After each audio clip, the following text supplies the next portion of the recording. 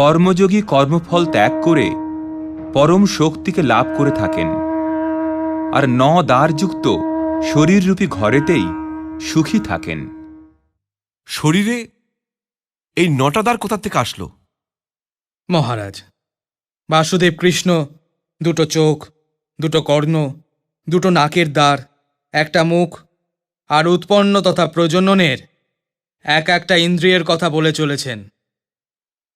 ওনার বলবার তাৎপর্য হলো এই, কেবল নিষ্কাম কর্ম করে যাওয়া ব্যক্তির আত্মা কেবল ওর শরীরের মধ্যে সুখী থাকতে পারে, কারণ আত্মা মোহর ধোঁয়াশার বাতাবরণে সুখী থাকতে পারে না।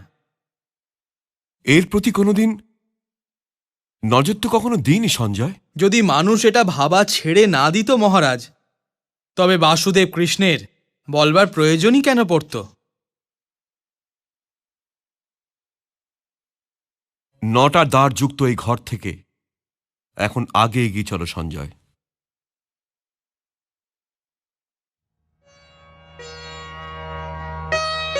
বাসুদেব বলে চলেছেন, মানুষের ভ্রম হবার কারণ এটাই পার্থ, যে ওর অজ্ঞানতা ওর জ্ঞানকে ঢেকে দেয়, আর যখন আত্মজ্ঞান অজ্ঞানতাকে নষ্ট করে দেয়, তখন জ্ঞানই ওই পরম তত্ত্বকে সূর্যের মতন আলোকিত করে দিয়ে থাকে। আর জ্ঞানী ব্যক্তি এই নশ্বর জীবনকালেই ওই পরম সত্যকে লাভ করে নেন, তার বারবার জন্মানোর প্রয়োজন হয় না। উনি এই নশ্বর জীবনে মুক্তি প্রাপ্ত করে নিতে পারেন। তাহলে হে পার্থ, এই নশ্বর জীবন অনেক গুরুত্বপূর্ণ, কারণ এর পর তোমার আত্মা তো অবশ্যই থাকবে, কিন্তু তুমি থাকবে না। তাই এই নশ্বর জীবনকালকে অর্থপূর্ণ আর সমাজের জন্য কল্যাণকারী বানাও পার্থ। জ্ঞান হচ্ছে আলো, তো এই আলোকে প্রাপ্ত করো। আর যদি তুমি এটা করতে পারো, ভ্রমের মধ্যে হারিয়ে যাওয়া থেকে বেঁচে যাবে, যার মধ্যে তুমি হারিয়ে যাচ্ছ। যদি হারিয়ে যাওয়া থেকে বেঁচে যাও পার্থ, তবে তুমি শান্তি পাবে। হে ধনঞ্জয়, শান্তির সোজা পথ আমি,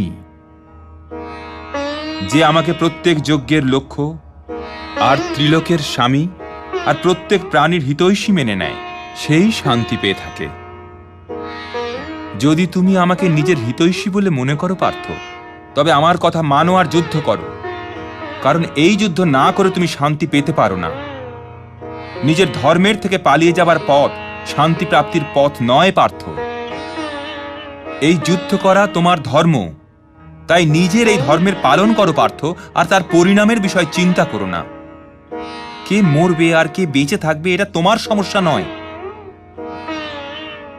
হে পাণ্ডব, লোকেরা যাকে সন্ন্যাস বলে থাকে তাকে তুমি যোগ মানো, আর সংশয়, দেশ আর আকাঙ্ক্ষার থেকে মুক্ত হয়ে যুদ্ধ করো, কারণ এদের ত্যাগ না করে তো কেউ যোগী হতে পারেই না।